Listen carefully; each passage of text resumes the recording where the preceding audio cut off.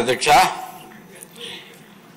ఈ గౌరవ సభలో మొట్టమొదటిసారిగా మాట్లాడే అవకాశం ఇచ్చిన అధ్యక్షులు మీకు, అలాగే మా అందరి నాయకులు చంద్రబాబు నాయుడు గారికి, లోకేష్ బాబు గారికి, పవన్ కళ్యాణ్ గారికి నా ధన్యవాదాలు. గత 20 ఏళ్లుగా పడిపోతున్న గుడివాడ గౌరవాన్ని నిలబెట్టమంటూ మళ్ళీ నన్ను ఇక్కడ పంపించిన గుడివాడ ప్రజలందరికీ ప్రత్యేకమైన ధన్యవాదాలు తెలియజేసుకుంటా ఉన్నాను. సందర్భంగా ఇక టాపిక్లోకి వస్తే, రాష్ట్రంలో అత్యధికంగా 8,912 టిడ్కో హౌసెస్ గుడివాడ నియోజకవర్గంలో కేటాయించడం అయింది. 2014 నుంచి 19 లోపు మన గవర్నమెంట్లో, తెలుగుదేశం పార్టీ గవర్నమెంట్లో చాలా అద్భుతంగా, విశాలంగా మ్యాక్స్ 70 నుంచి 80% కంప్లీట్ అయిపోయిన ఇల్లు ఎవరికి కేటాయించకుండా ఛానళ్ళు నడిపేసి చిట్ట చివరిలో ఎలక్షన్ స్టంట్ కింద మా నియోజకవర్గంలో అయితే కనుక రమారమి 7,900 ఇళ్ళు అప్పటికప్పుడు మెహర్బానీ కోసం వీళ్ళ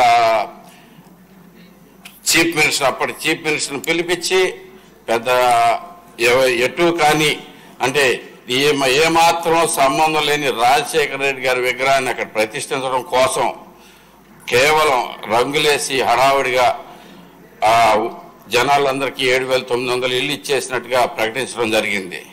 అందులో కూడా కీ ఇవ్వటము అందరికీ అంటే ఒక పద్ధతి ఏది పాటించలేదు. మీకు అప్పుడు జరిగిన అక్రమాలన్నీ అందరికీ తెలుసు. రమారమి 28 లక్షల పైగా ఓన్లీ మజ్జిగ ప్యాకెట్లకి బిల్ చేసిన పరిస్థితి. ఇది మొత్తం గుడివాడ మున్సిపాలిటీ మీద పడిపోయింది. అలాగే కాకుండా మీకు అప్పటికే తెలుసు, ఆ పక్కనే మాకు ఆ పక్కన కూడా 8,200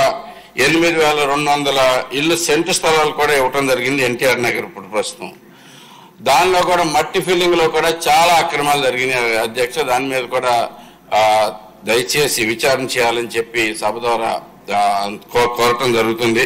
అంతేకాకుండా ఇప్పటికీ ఈ గుడివాడ నియోజకవర్గంలో ఫస్ట్ మాకు చాలా మంది వచ్చేసి అక్కడ ఆల్రెడీ హౌసెస్ లో ఉండటం జరుగుతుంది. 3,900 కుటుంబాలు అక్కడికి ఆల్రెడీ మూవ్ అయిపోయినాయి అధ్యక్ష. మొత్తం 8,900 కుటుంబాలు వస్తే అక్కడ రకరకాల ప్రాబ్లమ్స్ ఉన్నాయి అధ్యక్ష. మొట్టమొదటిగా చూసుకుంటే మంచినీళ్ళకి సరైన సౌకర్యాలు అక్కడ కల్పించకుండా ఏమాత్రం అంటే మొత్తం అసలు అంటే మనకు అవసరమైన ఎటువంటి నిత్యంగా అవసరమైన ఏవి అక్కడ సమస్యలు అలాగే ఉంచేసి గబగబా చేయడం జరిగింది. స్ట్రీట్ లైట్ లేవు, అక్కడ మంచినీరు లేదు, పారిశుద్ధ్యం లేదు, కనీసం పోలీస్ అవుట్ పోస్ట్ లేదు. ఎన్ని వేల ఇళ్ళు అంటే 8,900 ఇళ్ళు అంటే ఇవ్వటం జరిగితే రామారామి 35,000 మంది దాకా అక్కడ ఉండటం జరుగుతుంది. కానీ వీళ్ళకి సంబంధించిన అవసరాలు ఏమాత్రం పట్టించుకోకుండా మంచినీళ్ళు ఇవ్వటానికి అయితే కనుక సదుపాయం లేదు అధ్యక్ష. 18 లక్షల లీటర్లతోటి ఓవర్ హెడ్ ట్యాంక్ కట్టారు. అది ఒక్కసారి కూడా ఇప్పటిదాకా మేము కూడా ఫుల్ చేయలేకపోయాము. అంటే అక్కడ ఎంత దారుణమైన పరిస్థితులు ఉన్నాయో చూడండి అధ్యక్ష. రోజు వాటర్ సప్లై చేయటం అనేది ఒక యజ్ఞంలా జరుగుతుంది గుడివాడలో. ఇక్కడికి ఎంత ట్రై చేసినా కానీ, మన పంపుల ద్వారా ఎంత పంపు చేసినా కానీ మనకి ప్రజలకు నీళ్ళు అందే పరిస్థితి లేదు.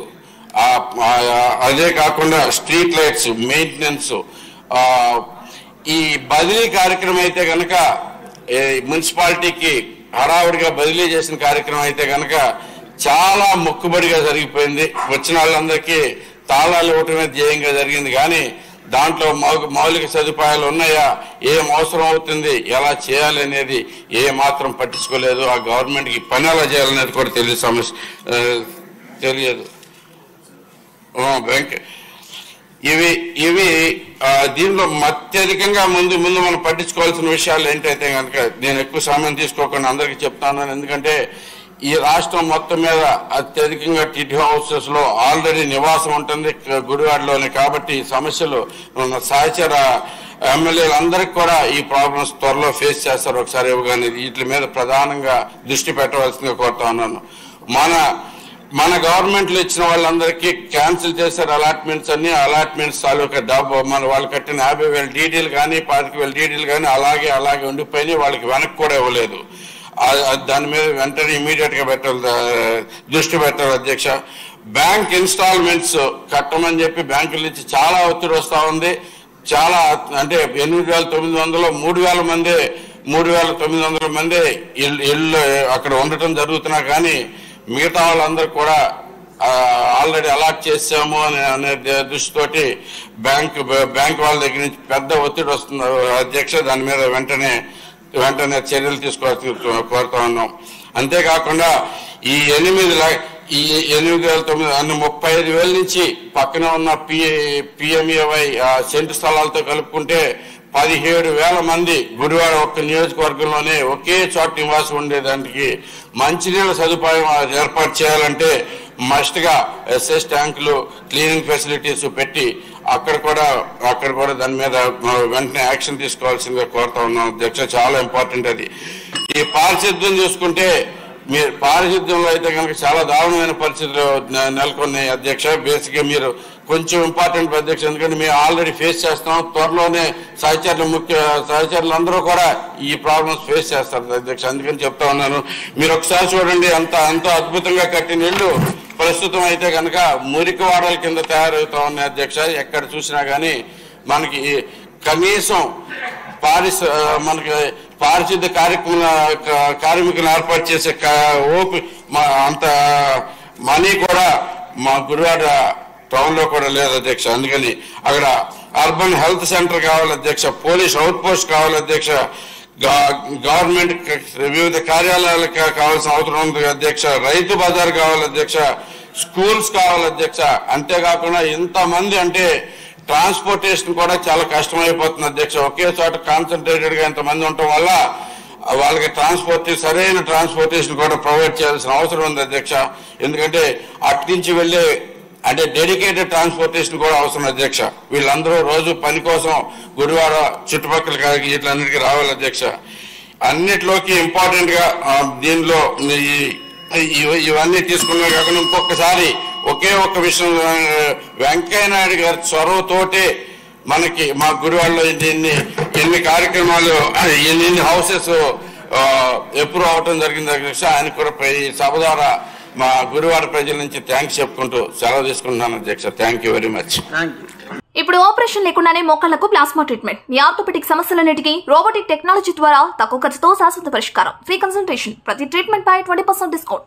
ఈ ఆఫర్ కొద్ది రోజులు మాత్రమే. త్వరపడండి. V9 hospitals 9281465842.